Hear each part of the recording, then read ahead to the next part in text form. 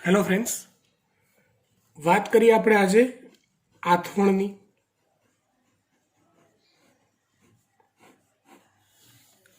ગયા લેક્ચરમાં આથવણની પ્રાથમિક રૂપરેખા તમને આપી દીધી હતી કે ગ્લાયકોલિસિસ પ્રક્રિયા એ જારક શ્વસન હોય કે અજારક શ્વસન, એમાં કોમન હોય।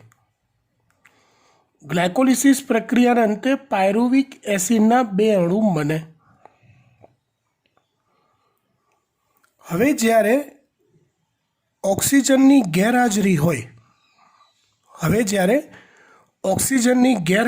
હોય ત્યારે એના પર અજારક શ્વસન પ્રક્રિયા થાય।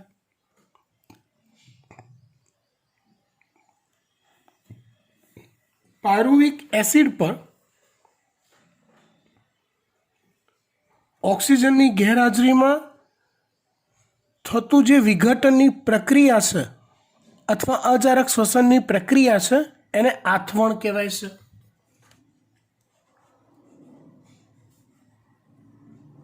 આ આથવણના 2 પ્રકાર કીધા, એક લેક્ટિક એસિડ આથવણ અને બીજું છે આલ્કોહોલીય આથવણ।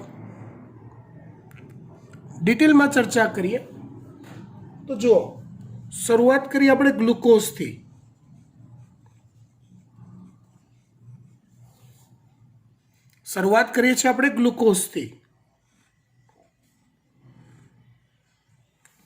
તો ગ્લુકોઝ પર ગ્લાયકોલિસિસ નામની પ્રક્રિયા થાય, તબક્કાવાર એનું વિઘટન થાય અને એમાંથી ગ્લિસરાલ્ડીહાઇડ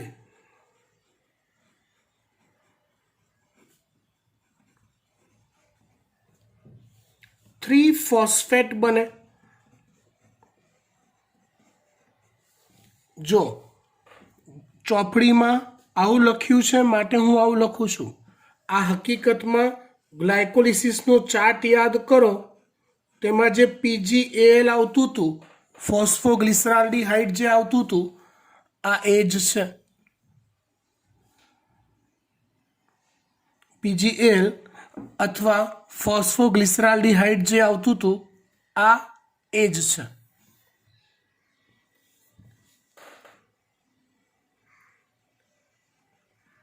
એ PgAl બને, એ PgAl માંથી 3-ફોસ્ફોગ્લિસરિક એસિડ પણ બને। આ ગ્લાયકોલિસિસ જ છે બેટા। આમ તો એમાં યાદ કરો 1,3-બાયફોસ્ફોગ્લિસરિક એસિડ બને ને એમાંથી 3-ફોસ્ફોગ્લિસરિક એસિડ બને। ઇન બિટવીન NAD+ નું રિડક્શન થાય અને NADH ઇન્ટુ H+ બને। ગ્લાયકોલિસિસ પ્રક્રિયા યાદ કરો, એ ચાર્ટ તમે બનાવ્યો હોય તો PgAl માંથી 1,3-બાયફોસ્ફોગ્લિસરિક એસિડ બને, એ દરમિયાન 2H+ અને 2 ઇલેક્ટ્રોન માઇનસ દૂર થાય, જે NAD+ દ્વારા સ્વીકારાય ને એમાંથી NADH ઇન્ટુ H+ બને અને 3-ફોસ્ફોગ્લિસરિક એસિડ રચાય।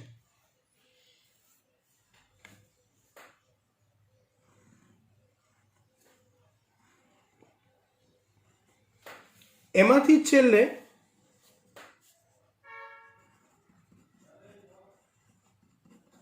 ફોસ્ફોઇનોલ પાયરુવિક એસિડ બને અને ફોસ્ફોઇનોલ પાયરુવિક એસિડમાંથી પાયરુવિક એસિડ બને અથવા પાયરુવેટ બને। આવું કંઈક ગ્લાયકોલિસિસમાં આવતું હતું। આ ગ્લાયકોલિસિસનો ચાર્ટ જ છે પણ શોર્ટમાં બતાવ્યો છે, તબક્કાવાર। આથવણને આપણે 2 પ્રકારમાં વહેંચીએ।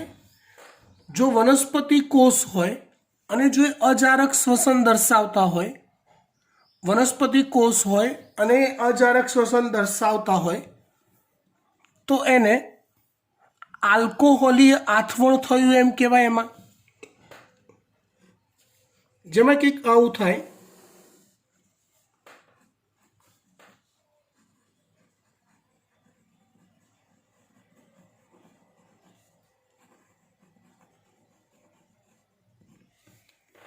વનસ્પતિ કોષમાં થતું હોય એવું,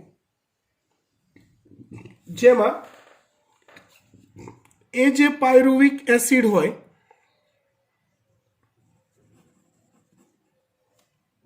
ત્રણ કાર્બન ધરાવતો, એમાંથી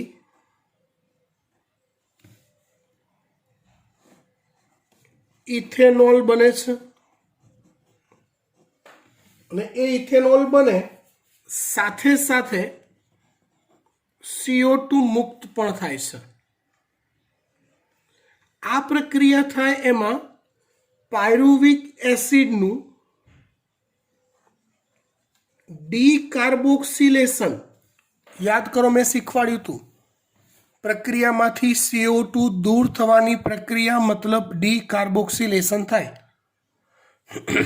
પ્રક્રિયામાંથી CO2 દૂર થવાની ક્રિયા મતલબ ડીકાર્બોક્સિલેશન થાય.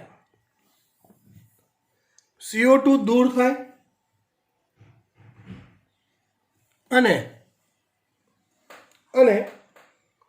રિડક્શન થાય.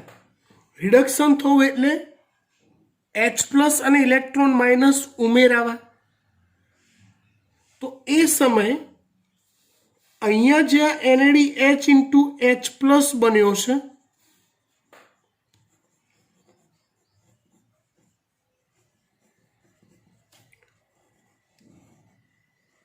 એનું ઓક્સિડેશન થાય. એટલે આ H+ અને ઇલેક્ટ્રોન માઇનસ ગુમાવે જે પાયરુવિક એસિડ દ્વારા સ્વીકારાય અને NAD+ બની જાય. અહીંયા જે થઈ એની ઊંધી પ્રક્રિયા થઈ. અહીંયા પાયરુવિક એસિડનું રિડક્શન થયું અને ઇથેનોલ બન્યો. ફરી એકવાર, આલ્કોહોલીય આથવણ, પાયરુવિક એસિડ હોય તે પાયરુવિક એસિડનું ડીકાર્બોક્સિલેશન અને હાઇડ્રોજિનેશન અથવા રિડક્શન થાય. હાઇડ્રોજિનેશન અથવા રિડક્શન થાય અને એમાંથી ઇથેનોલ અને કાર્બન ડાયોક્સાઇડ બને. આ પ્રક્રિયા થવા માટે બે ઉત્સેચક જવાબદાર છે. કેટલા ઉત્સેચક જવાબદાર છે? બે. એક, પાયરુવેટ ડીકાર્બોક્સાઇલેસ. જો પાયરુવિક એસિડનું ડીકાર્બોક્સિલેશન કરતો ઉત્સેચક એટલે પાયરુવેટ ડીકાર્બોક્સાઇલેસ કહેવાય એને. અને બીજો છે આલ્કોહોલ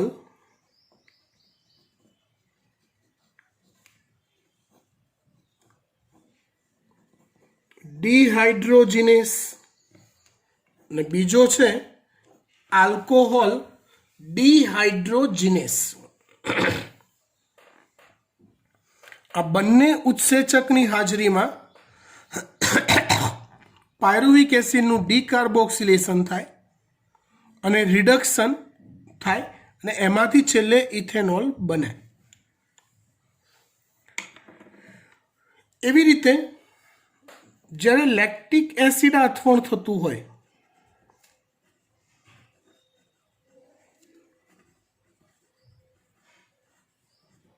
જે પ્રાણી કોષમાં થાય, કેટલાક બેક્ટેરિયામાં તેમજ કેટલાક પ્રાણી કોષોમાં થાય લેક્ટિક એસિડ આથવણ, એ દરમિયાન પાયરુવિક એસિડ નું રૂપાંતરણ લેક્ટિક એસિડમાં થાય. એ થવામાં પાયરુવિક એસિડનું રિડક્શન થાય એટલે આની અંદર 2H+ અને 2 ઇલેક્ટ્રોન માઇનસ ઉમેરાય. અને એ રિડક્શન થવામાં આ જ NaDH ઇન્ટુ H પ્લસ વપરાય.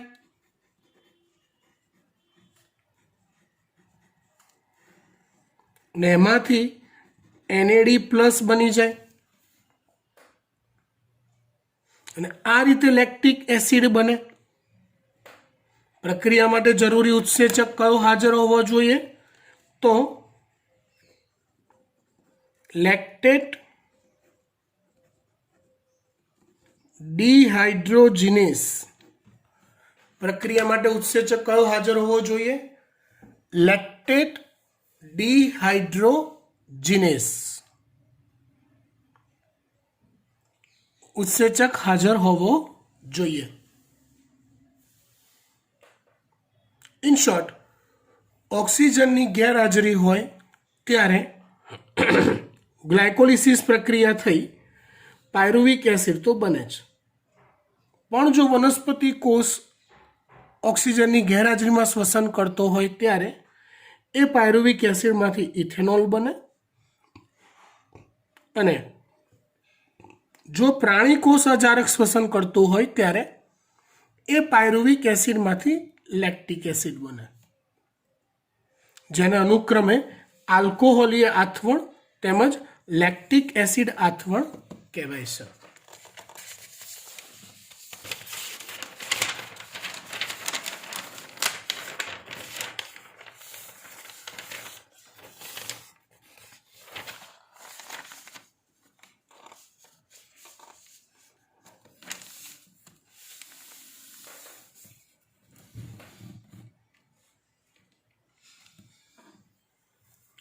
હવે જો જ્યારે અજારક શ્વસન થાય ને તો એ દરમિયાન અપૂર્ણ ઓક્સિડેશન થાય છે. ગ્લુકોઝનું અપૂર્ણ ઓક્સિડેશન થાય. એટલે અપૂર્ણ ઓક્સિડેશન થતું હોય એટલે પૂરતા એટીપી ઉત્પન્ન ન થાય. એટલે કે ગ્લાયકોલિસિસમાં જેટલા એટીપી પ્રાપ્ત થતા હોય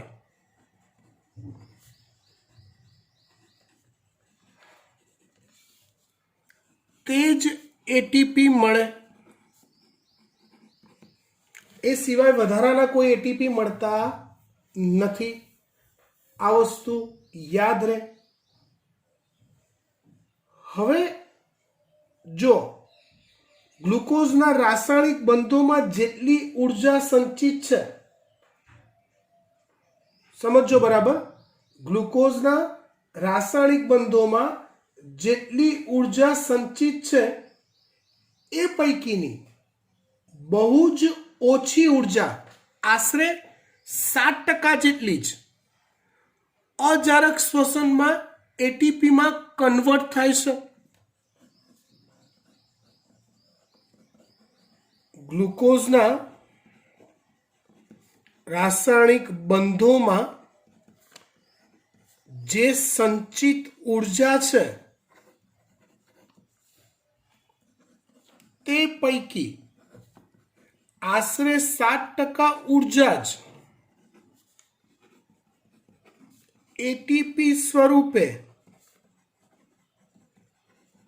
રૂપાંતરિત થાય છે. હું કોની વાત કરું છું અહીંયા? ફક્ત અજારક શ્વસનની. જારક શ્વસનમાં એના કરતાં વધુ એટીપી પ્રાપ્ત થતા હશે. અજારક શ્વસનમાં 7% જેટલી જ ઉર્જા એટીપીમાં રૂપાંતરિત થાય છે. ફક્ત કેટલા ટકા ઉર્જા? 7% જ ઉર્જા.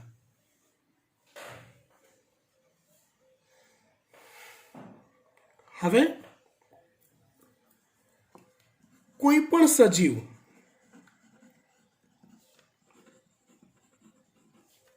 જ્યારે અજારક શ્વસન કરે છે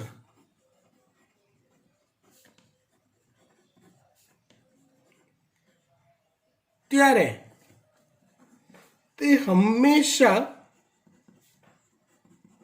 હાનિકારક હોય છે.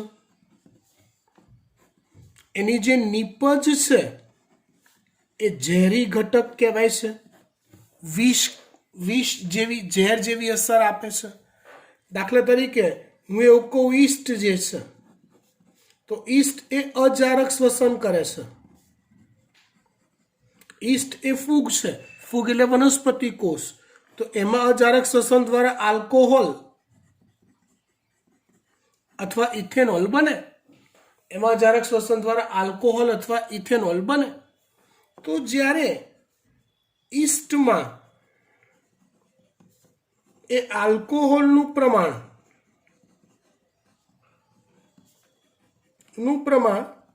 જો 13% કરતાં વધી જાય તો તે ઈસ્ટના મૃત્યુનું કારણ બને છે.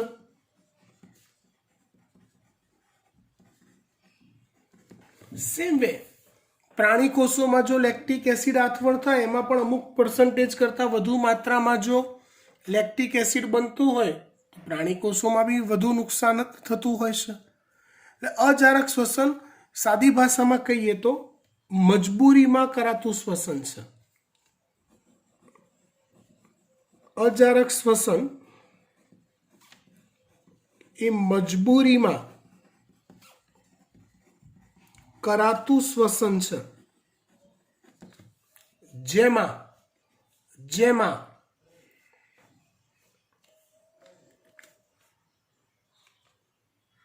જ્યારે કોષ પ્રોકેરિયોટિક હોય અથવા કણાભસૂત્રનો અભાવ હોય એવા કોષ એ અજારક શ્વસન કરે છે. અને જ્યારે કણાભસૂત્ર હાજર હોય એટલે કે કોષ જારક શ્વસન કરવા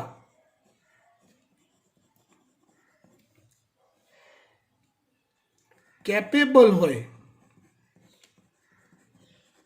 આમ છતાં ઓક્સિજનની ઉણપમાં અજારક શ્વસન કરે.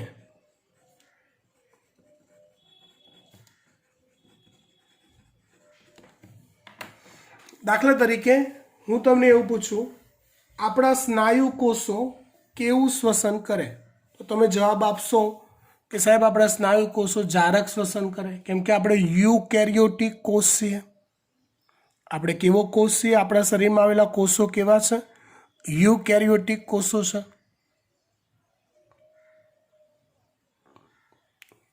હવે યુકેરિયોટિક કોષો જે છે કણાભસૂત્ર ધરાવે છે, જારક શ્વસન કરે છે, પણ આપણા સ્નાયુ કોષો જ્યારે પુષ્કળ પરિશ્રમ ચાલુ કરે, કસરત કરે, ધમાધમ, માની લો કે તમને હું 100 ઉઠબેસ કરવા આપી દઉં, હોમવર્ક ના કર્યું હોય એટલે, તો શું હાલત થાય? તો કે સ્નાયુઓને એના રેગ્યુલર શ્રમ કરતાં વધુ પરિશ્રમ કરવો પડે. એવા સંજોગોમાં સ્નાયુને મળતો ઓક્સિજન જે મળતો એ બધો વપરાઈ જાય તો પણ એને વધુ ને વધુ એટીપીની જરૂરિયાત હોય, એટલે સ્નાયુ કોષોમાં ઓક્સિજનની ઉણપ વર્તાય. સમજો બરાબર? એટલે ના છૂટકે એવા સંજોગોમાં સ્નાયુ કોષો અજારક શ્વસન કરી લેક્ટિક એસિડ ઉત્પન્ન કરે છે. અને માટે તમને જોજો ઓલા ગોટલા ચડી ગયા અથવા આમ કડક થઈ જાય મસલ્સ આપણા, દુખે. તમે ધારો કે પેલું ડુંગર ચડી આવ્યા હોય માતાજીનો, ડુંગર ચડ્યા પછી 2 દિવસ સુધી પગમાં દુખાવા રહે મસલ્સમાં, કેમ? તો કે ત્યાં અજારક શ્વસન થઈ લેક્ટિક એસિડનો ભરાવો થયો છે માટે. અને લેક્ટિક એસિડ નુકસાન કરતા છે. એટલે જેમ જેમ એ ઉત્સર્ગ દ્રવ્ય તરીકે મૂત્રમાંથી બહાર નીકળતો જશે ને તેમ તમને એ દુખાવામાં રાહત થતી જશે. એટલે એક વસ્તુ યાદ રાખો, આ મફતમાં અપાતી ટિપ્સ છે.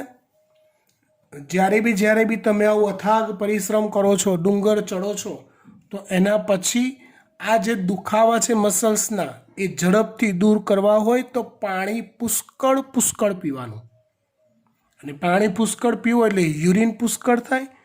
યુરિન પુષ્કળ થાય એટલે એ લેક્ટિક એસિડ યુરિન દ્વારા વધુ ને વધુ ઝડપથી નિકાલ પામે, શરીરને ઝડપથી સારું થઈ જાય.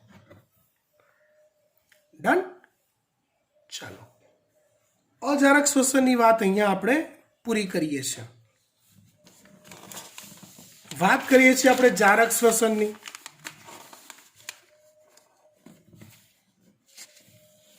વાત કરીએ છીએ અહીંયા આપણે હવે જારક શ્વસનની.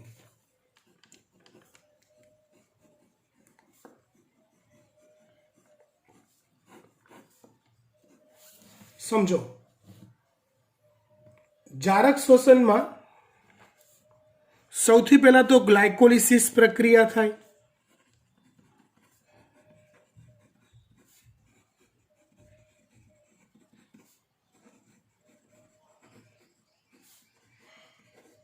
કેમ કે આ પ્રક્રિયા શ્વસન જારક હોય કે અજારક બંનેમાં કોમન પ્રક્રિયા છે. સૌથી પહેલા તો ગ્લાયકોલિસિસ પ્રક્રિયા થાય. એ પ્રક્રિયા થયા બાદ એના અંતે પાયરુવેટ બને, એટલે કે પાયરુવિક એસિડ બને. આ મેં તમને શરૂઆતમાં શીખવાડી દીધું હતું, તમને યાદ હોય તો. એ પાયરુવેટ એટલે કે પાયરુવિક એસિડ કણાભ સૂત્રમાં જાય. એ પાયરુવેટ ક્યાં જાય? કણાભ સૂત્રમાં જાય. એ કણાભ સૂત્રમાં ગયા પછી એના પર સ્પેશિયલ જારક શ્વસનની પ્રક્રિયાઓ થાય, જેમાં H+ આયન અને ઇલેક્ટ્રોન તબક્કાવાર દૂર થાય. સાદી ભાષામાં એને કહેવાય ઓક્સિડેશન થાય.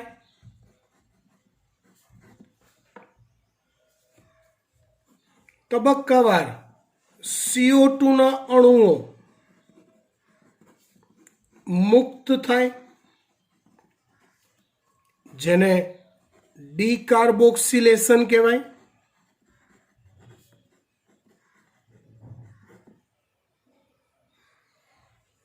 અને અંતે અહીંયા જે ઇલેક્ટ્રોન મુક્ત થયા, એ મુક્ત થયેલા ઇલેક્ટ્રોન ક્રમશઃ O2 સુધી પહોંચે અને ક્રમશઃ એટીપીનું નિર્માણ થાય. જો આ મુદ્દા હજી અધ્ધર ચાલશે, આનું ડિટેલ ડિસ્ક્રિપ્શન ચાલશે. હજી એ ચાલશે એટલે આ મુદ્દા પપલું થઈ જશે કે ઓહો આ તો અંદર આવી ગયેલું છે. આ તો આખી પ્રક્રિયાનો સારાંશ આપી દીધો છે પહેલાં, રાઈટ. ઇન શોર્ટ શું થતું હશે? તબક્કાવાર ઓક્સિડેશનની પ્રક્રિયાઓ થતી હશે, ડીકાર્બોક્સિલેશનની પ્રક્રિયાઓ થતી હશે. ઓક્સિડેશન દ્વારા જે ઇલેક્ટ્રોન મુક્ત થતા હશે એ O2 સુધી પહોંચતા હશે, કોષમાં રહેલા O2 સુધી પહોંચતા હશે, અને એ દરમિયાન એટીપી પ્રાપ્ત થતા હશે. આવી પ્રક્રિયાઓ થાય છે. જારક શ્વસનમાં ગ્લાયકોલિસિસ પછી મુખ્ય બે પ્રક્રિયાઓ થાય. ગ્લાયકોલિસિસ પછી એક છે ક્રેબ્સ ચક્ર, જે કણાભ સૂત્રના આધારકમાં થાય. અને બીજું છે ઓક્સિડેટિવ ફોસ્ફોરાયલેશન અથવા ETS. આ પ્રક્રિયા એક કણાભ સૂત્રના ક્રિસ્ટી પટલ પર થાય. આ પ્રક્રિયા એક કણાભ સૂત્રના ક્રિસ્ટી પટલ પર થાય છે.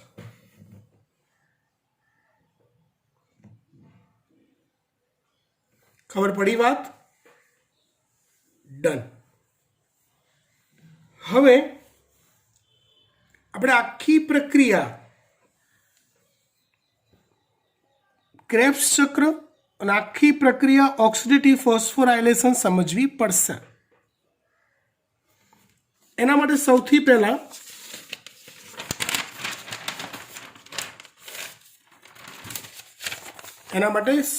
પહેલા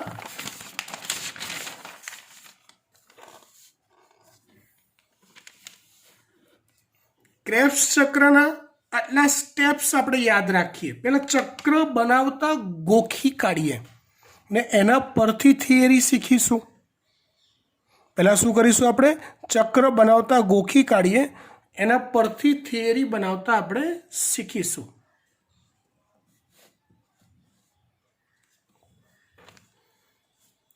જો આવું યાદ રાખો. પહેલા તો પાય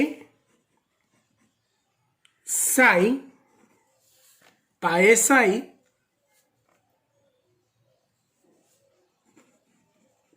કીટોસ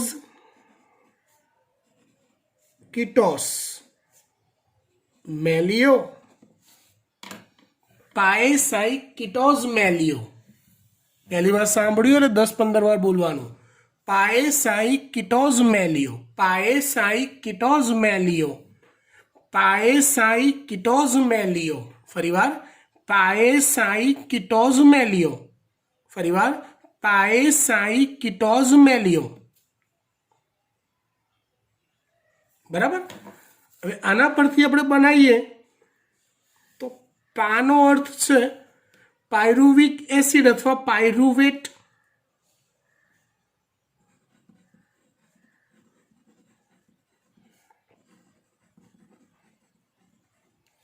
પાયરુવિક એસિડ અથવા પાયરુવેટ.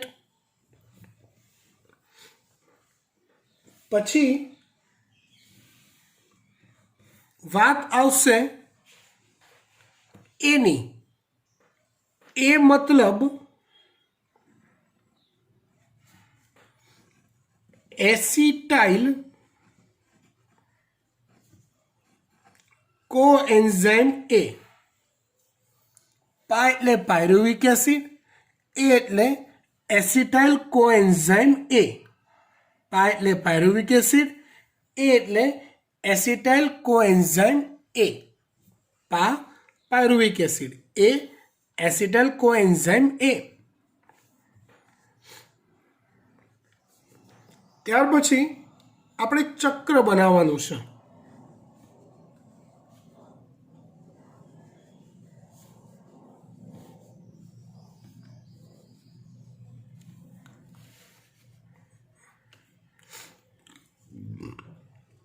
પછી આવશે સાઇટ્રિક એસિડ અથવા એને કહેવાય સાઇટ્રેટ. પાએસાઈ કી એટલે alpha keto glutaric acid.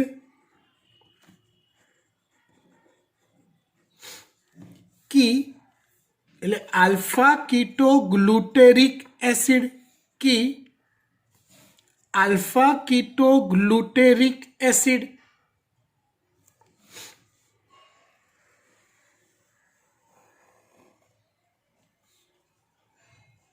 Keto alpha keto glutaric acid. Succinic acid અથવા એને કહેવાય છે સક્સિનેટ. એટલે કહેવાય સક્સિનિક એસિડ અથવા એને કહેવાય છે સક્સિનેટ.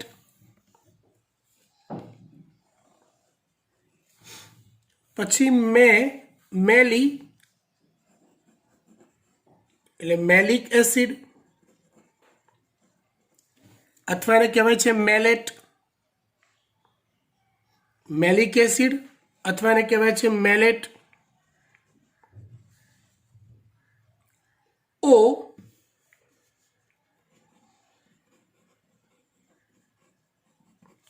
ઓક્ઝેલો એસિટિક એસિડ. ઓ ઓક્ઝેલો એસિટિક એસિડ. ચક્ર અહીંયા પૂરું કરી દેવાનું. આટલું યાદ રહ્યું? આટલું બનાવતા આવડે? પાયરુવિક એસિડ, એ acetyl coenzyme, citric acid, keto alpha keto glutaric acid, succinic acid, malic acid, ઓ ઓક્ઝેલો એસિટિક એસિડ. ચક્ર બનવા માટે, પ્રક્રિયા થવા માટે કેટલીક ચોક્કસ ક્રમમાં ઘટનાઓ બને છે જે આપણે ચાર્ટમાં ઉતારી લઈએ. યાદ એવી રીતે રાખવાનું, NAD તો 1 3 4 5 NAD 1 3 4 6 NAD 1 3 4 6 અથવા એવું બોલવાનું 1 3 4 6 NAD 5 FAD 1 3 4 6 NAD 5 FAD. એટલે શું? તો જો આ જે છે ને પાયરુવિક એસિડમાંથી એસિટાઇલ કોએન્ઝાઇમ એ બને, એને પહેલા નંબરની પ્રક્રિયા ધારી લો, આ બીજા નંબરની. સાઇટ્રિકમાંથી આલ્ફા કીટો બને એ ત્રીજા નંબરની, આ ચોથા નંબરની, આ પાંચમા નંબરની ને આ છઠ્ઠા નંબરની પ્રક્રિયા. તો પહેલી, ત્રીજી, ચોથી અને છઠ્ઠા નંબરની પ્રક્રિયામાં NAD નું રિડક્શન થાય અને NADH બને. NAD નું રિડક્શન થાય અને NADH બને. પહેલા નંબરની પ્રક્રિયામાં NAD પ્લસ એમાંથી NADH ઇન્ટુ H પ્લસ બને. એવું ત્રીજા નંબરની પ્રક્રિયામાં NAD પ્લસ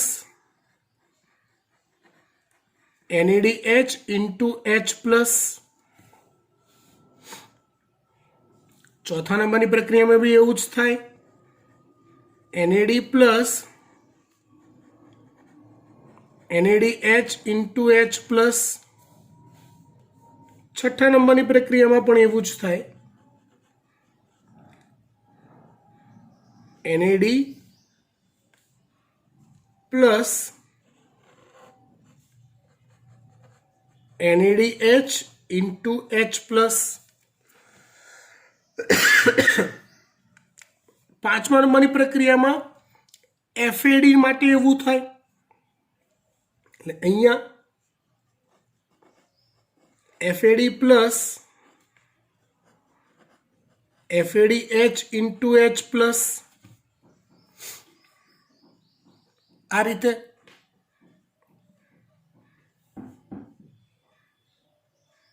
ડન. પછી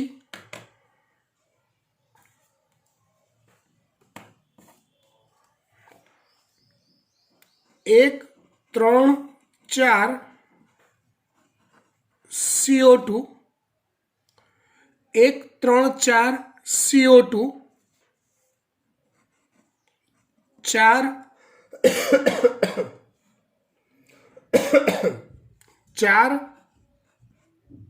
GTP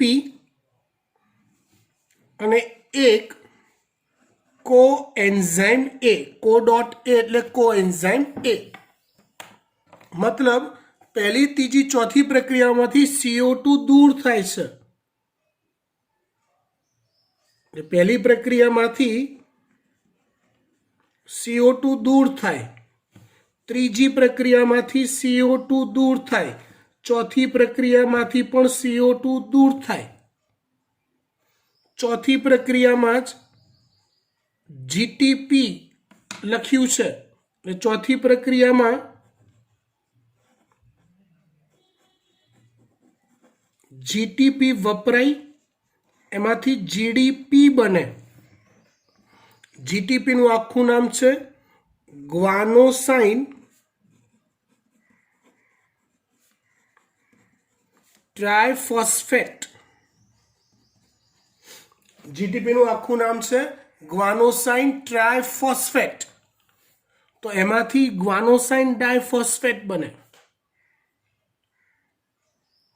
અને પહેલા નંબરની પ્રક્રિયામાં અંદર કોએન્ઝાઇમ એ ઉમેરાય.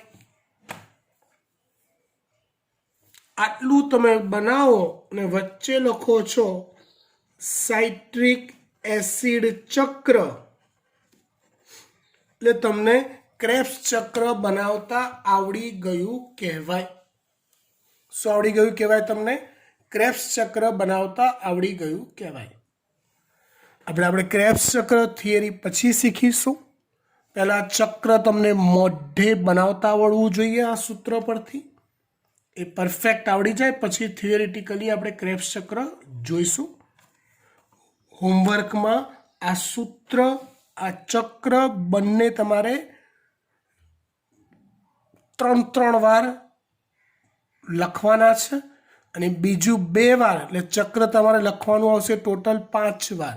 ખાલી ચક્રો ડ્રો કરવાનું, ટોટલ 5 વાર આવશે. બાકી 2 વાર તમારે આખું ચક્ર મોઢે દોરવાનું થશે. ઓકે, એટલે સુધી રાખીએ છીએ.